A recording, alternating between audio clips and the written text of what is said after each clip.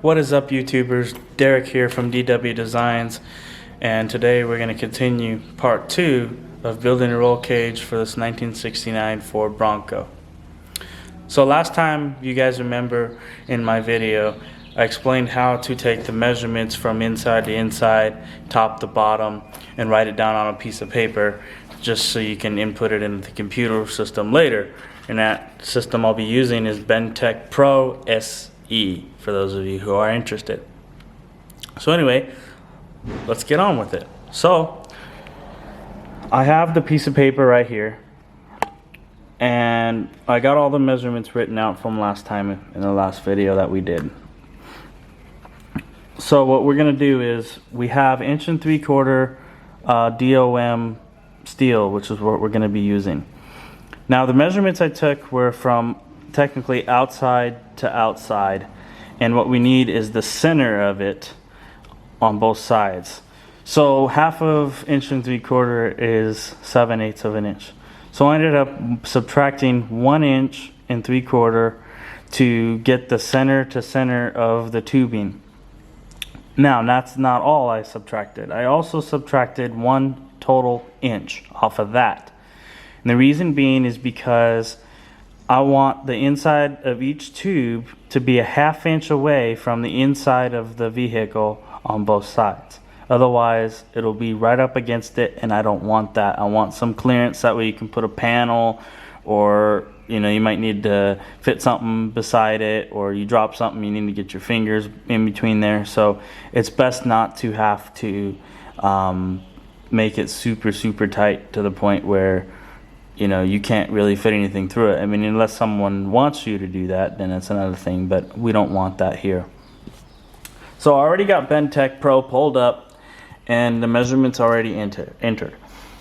Now, I know some of you are probably going to ask how in the heck I get to this point and all that, but if you guys want to see a more in-depth video of this software, please leave a comment in the comments below.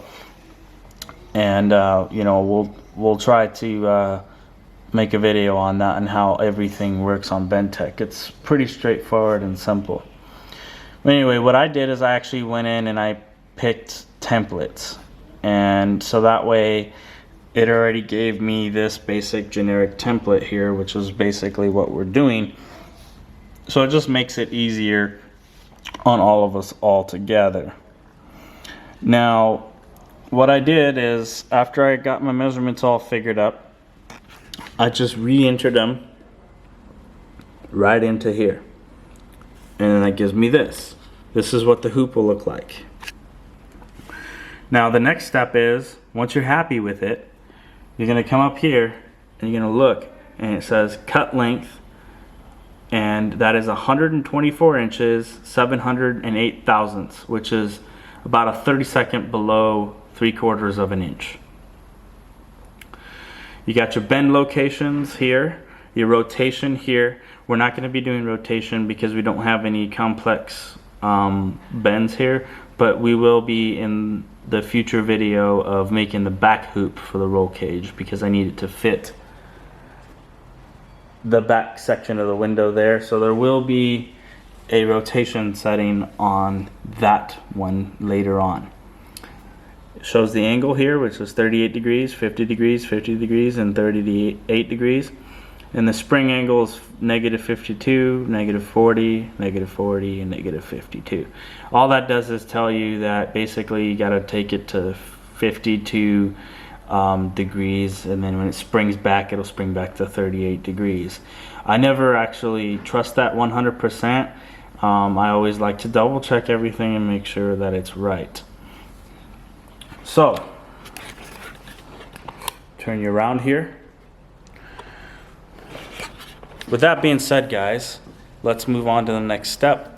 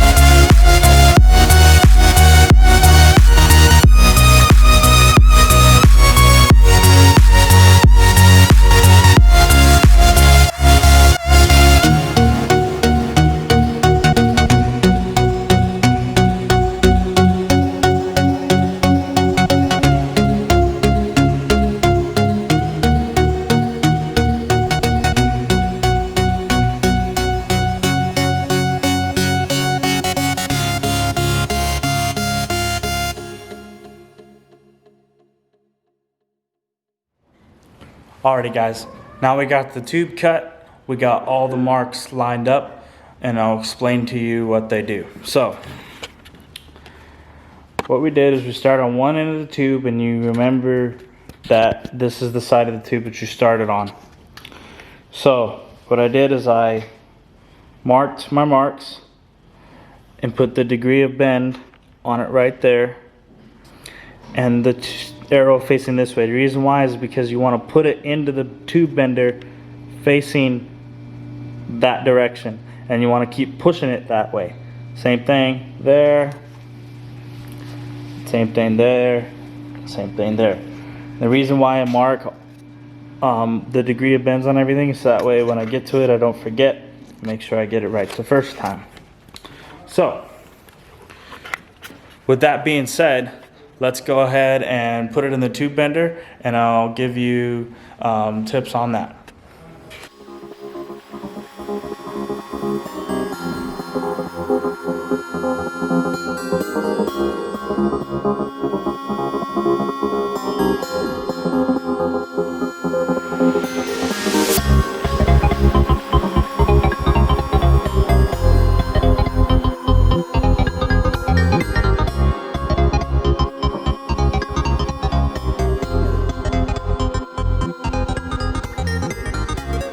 Alrighty guys, so you just saw me put the tube in the tube bender, and I'll explain exactly what I did. I know I'm wearing this goofy thing, but it's quite hot here in Southern California. It's at least 95 degrees, and I'm not quite used to that yet. It just started getting hot recently.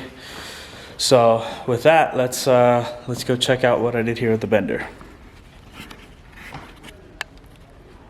So what I did here to start with was I got this coupling on here.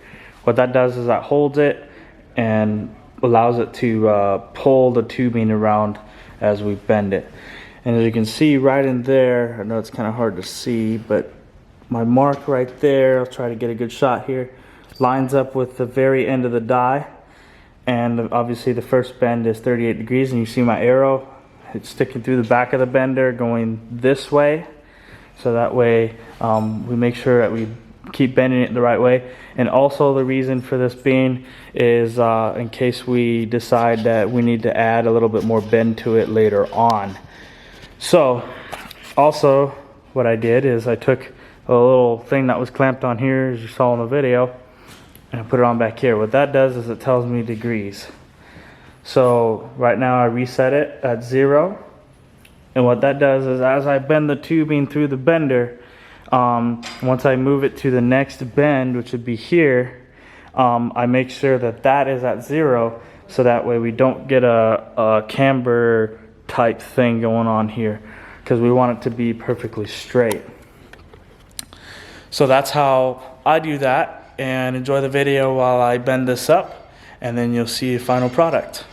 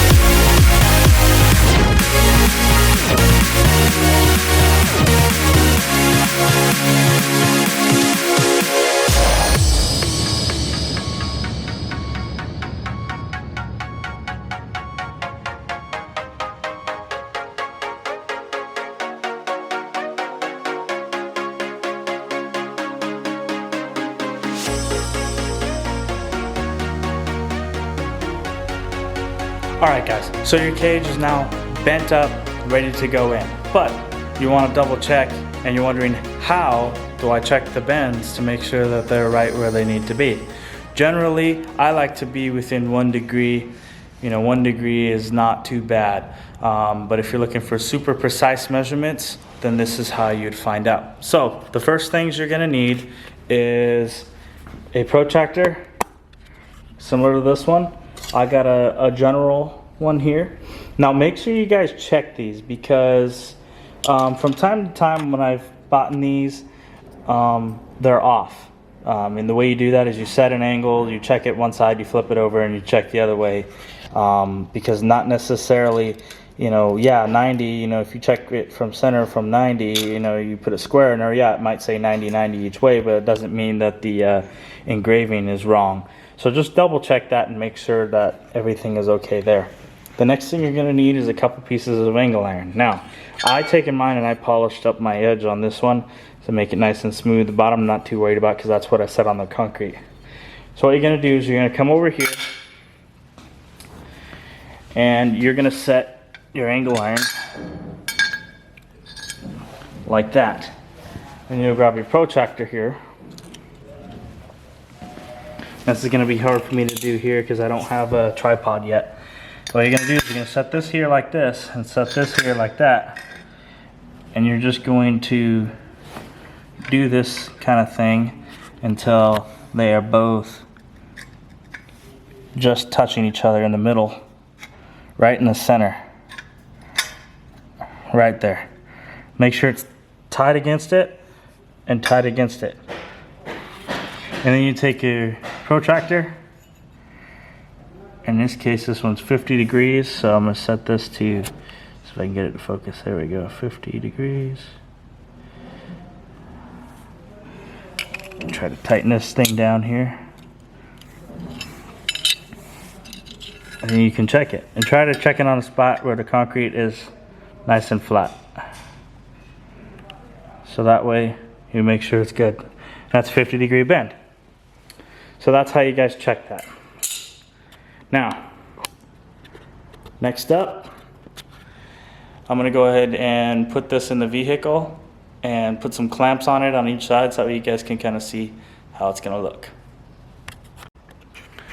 Alrighty guys, so I got the roll cage in the vehicle with a pair of clamps, one on each side, just to hold it from falling over each way. Luckily, because this is just a bare body right now, there's nothing that's obstructing my way of putting a clamp in place to hold it. So with that, let me show you what it looks like, guys. So as you can see here, got a nice tight fit across the roof here. I know it's a bigger gap between here and there, but that's not what I was accounting for. I was accounting for these ribs here, because that's actually what the upholstery gets attached to. So it's actually going to look really nice. And as you can see here, it tapers down, which is exactly what I wanted. And I know I said a ½ inch from each side, but that's, you know, where the inner bend is going to be basically. So sorry if I didn't explain that properly, but that's how that is. So it looks really, really good. Now, if you guys have, you know, any issues with it, you know, it looks kind of funny, you know, go back and check your measurements. You know, I noticed a little something here a couple minutes ago, and that is one of my bends is about 2 degrees off, just by looking at it. But that's no big deal at all. I'll just put it in the bender, bend it that little bit extra, and then put it back in, and it'll look perfect. So, you know, just always double check, triple check, quadruple check, you know, make sure everything's good. And how I do that is obviously the same way I just showed you guys with the protractor and the pieces of angle iron. So if you guys like this video of part 2, please smash that like button and subscribe, share with your friends, leave comments below. If you guys like the video, please comment. If you guys have any ideas on future content you'd like to see, you know, like I said, write it down there, and I'll try to reply to you guys and make sure that we can create some good stuff. And if you guys have any suggestions on what I can do better, you know, feel free to let me know. I'm always looking to improve this channel, improve my work. You know, I want to be the guy that makes the best quality work that I possibly can. So anyways, like I said, please like, subscribe, hit that bell so you get notifications, and until next time, peace.